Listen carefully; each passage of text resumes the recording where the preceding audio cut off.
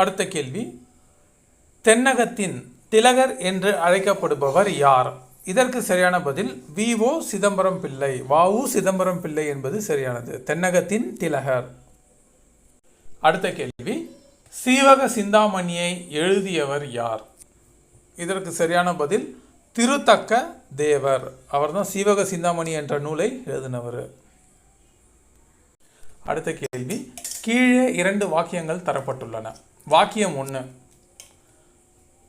அரசர்களுக்கு சொந்தமான நிலங்களுக்கு ஈடாக பெரும் பணம் தரப்பட்டது. அரசர்களுக்கு சொந்தமான நிலங்களுக்கு ஈடாக பெரும் பணம் தரப்பட்டது. இப்பணத்தின் அளவு அந்நாடுகள் ஈட்டக்கூடிய வருவாயை வைத்து கணக்கிடப்பட்டது. வருவாயை வைத்து அரசர்கள் வரி வாங்கினாங்க. இது சரியாக உள்ளது. வாக்கியம் 2, அரசர்கள் தங்களது சொந்த உடைமைகளை வைத்துக்கொள்ளவோ தங்களது பட்டப்பெயர்களை சூட்டிக்கொள்ளவோ அனுமதிக்கப்படவில்லை. இது தவறு. அவங்க என்ன வேணாலும் சொந்த உடைமைகளை வைத்து கொள்ளலாம், பட்டப்பெயர் எப்படி வேணாலும் வைத்து சூட்டி கொள்ளலாம். அப்போ இது தவறு.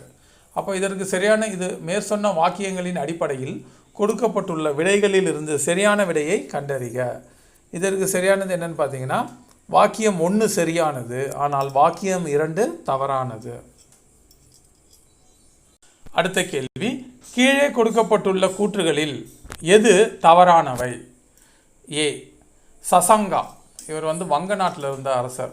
சசங்கா கவுடா அரசர் தன்னுடைய ஆளுமையை வங்காளத்தில் நிறுவினார். ஹர்ஷருடைய சமகாலத்தவர். பி, ஹர்ஷவர்தனாவின் பெரும் வலிமை மிக்க படை சசங்காவை எதிர்கொண்டது. வங்காள அரசரை எதிர்க்கிறாரு ஹர்ஷர். சரியானது. அடுத்து, ஹர்ஷவர்தனாவை பற்றிய தகவல்கள் யுவான் சுவாங் குறிப்புகளில் உள்ளது. இதுவும் சரியானது. ஹர்ஷரும் யுவான் சுவாங்கும் ஜார்க்கண்டில் உள்ள கஜன்கலா என்ற இடத்துல சந்தித்து கொண்டதாக காணப்படுகிறது. இவர் காலத்தில் தான் யுவான் சுவாங் இந்தியாவிற்கு வருகை புரிந்தார். சரியாக உள்ளது. அடுத்து டி, சாளுக்கிய அரசர் முதலாம் புலிகேசி ஹர்ஷவர்தனாவை தோற்கடித்தார். இதுதான் தவறாக உள்ளது. முதலாம் புலிகேசி இல்லை, 2ஆம் புலிகேசி என்பது சரியானது. அவர் தான் ஹர்ஷரை நர்மதை ஆற்றங்கரையில் தோற்கடிப்பார்.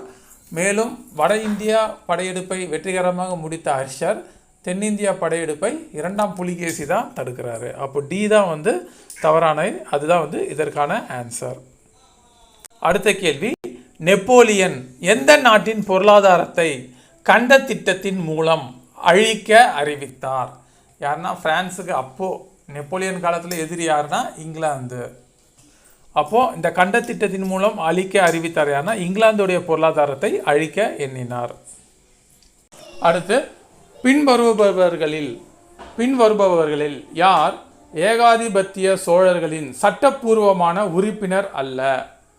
யார்? இதற்கு சரியான பதில் என்னன்னு பார்த்தீங்கன்னா, முதலாம் குலோத்துங்கன் என்பது தான் சரியான பதில்.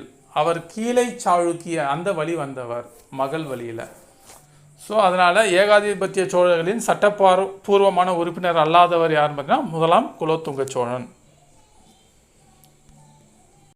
அடுத்த கேள்வி, வியன்னா காங்கிரஸில் 1814-15 நடந்திருக்கும். வியன்னா காங்கிரஸின் பிரஷ்யாவின் பிரதிநிதியாக கலந்து கொண்டவர் யார்? இதற்கு சரியான பதில் பி, 3ஆம் ஃப்ரெட்ரிக் வில்லியம். இவர் தான் கலந்து கொண்டார்.